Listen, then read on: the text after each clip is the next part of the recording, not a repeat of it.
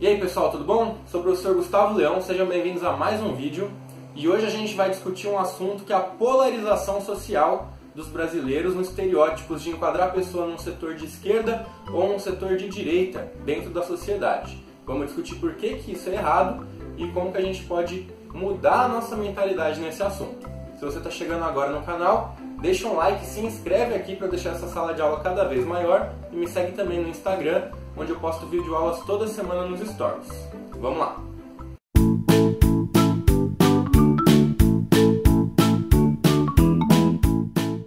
Pessoal, o brasileiro tem uma mania de colocar um plano cartesiano. O que é um plano cartesiano? Aquele eixo X e aquele eixo Y, onde você vai tentar enquadrar o posicionamento político da pessoa entre esquerda e direita, mais extremista ou menos extremista. Inclusive no Facebook tem um joguinho onde você responde algumas questões teste e ele te enquadra para falar se você é liberal, se você é comunista e qual que é a sua ideia política.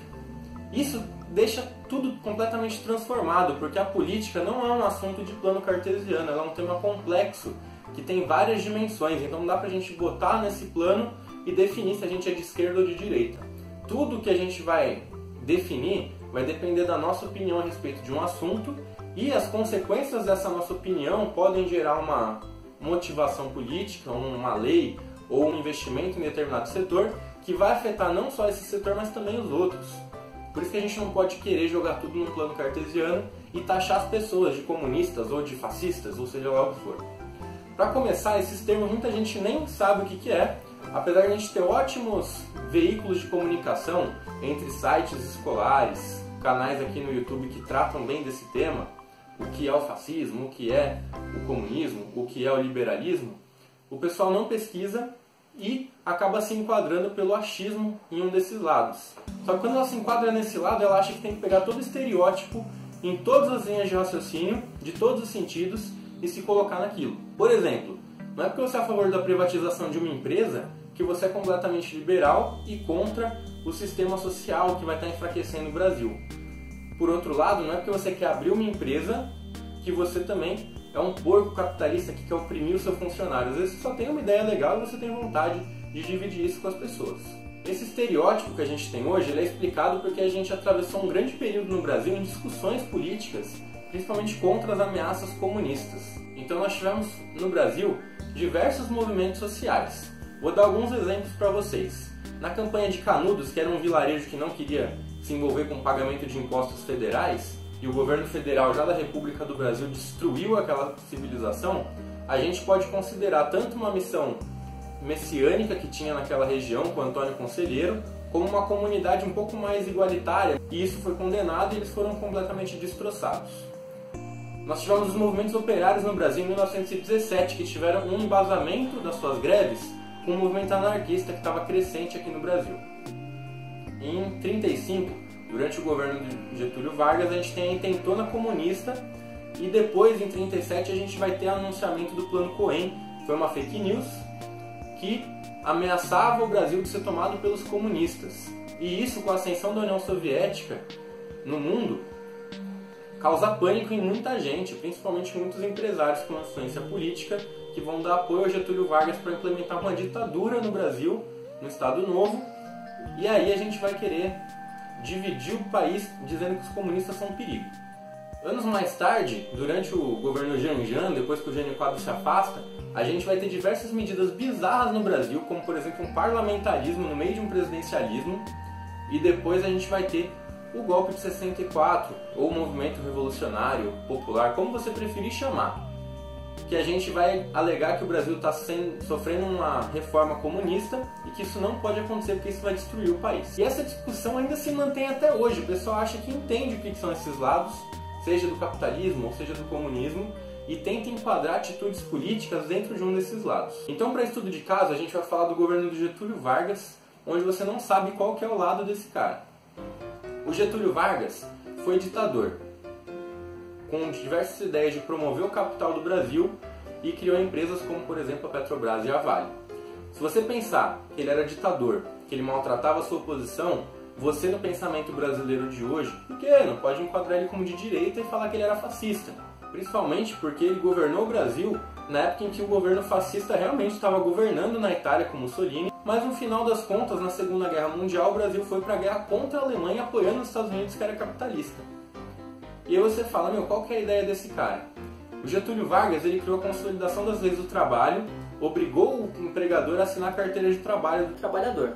Poxa, tá defendendo o trabalhador, então ele é de esquerda. Ah, mas ele tá defendendo o capital e lutou junto com os Estados Unidos, então ele é de direita. Ah, então ele criou grandes empresas para promover... Não, calma, essas empresas eram estatais. A empresa estatal é coisa de comunista que não quer privatizar as empresas. Então, ele é de direita, ele é de esquerda. Ele é de direita, ele é de esquerda. Ele é de direita, ele é de esquerda. Não dá para você definir uma pessoa dentro de um plano cartesiano. Isso só vai te levar a equívocos dos mais diversos e fazer você ser taxado de preconceituoso e apedeuta. Pesquisem essa palavra. Uma coisa muito comum que o brasileiro faz é recortar o assunto no meio de uma discussão e pegar aquele recorte e taxar a pessoa sendo de esquerda ou de direita. Isso é um completo engano, porque geralmente você não tem paciência de ler um texto inteiro. Isso é um problema da educação brasileira, que ensina a gente somente a ler algumas frases de efeito e não a tentar compreender um texto um pouquinho mais longo.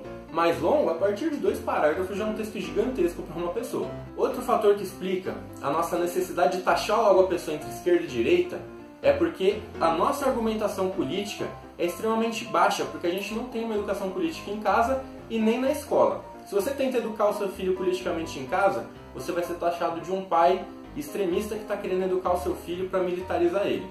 Se o seu professor falou disso na escola com você, ele estava sendo militante em sala de aula e querendo promover os ideais dele, forçar o aluno a acreditar, com ameaça de nota ou qualquer coisa do tipo. Na sala de aula você tem 1 bilhão e 300 milhões de problemas diferentes para lidar com aquelas crianças ou com aqueles adolescentes. Então, se o cara está militando em escola, ó, esse cara é bom, porque ele está...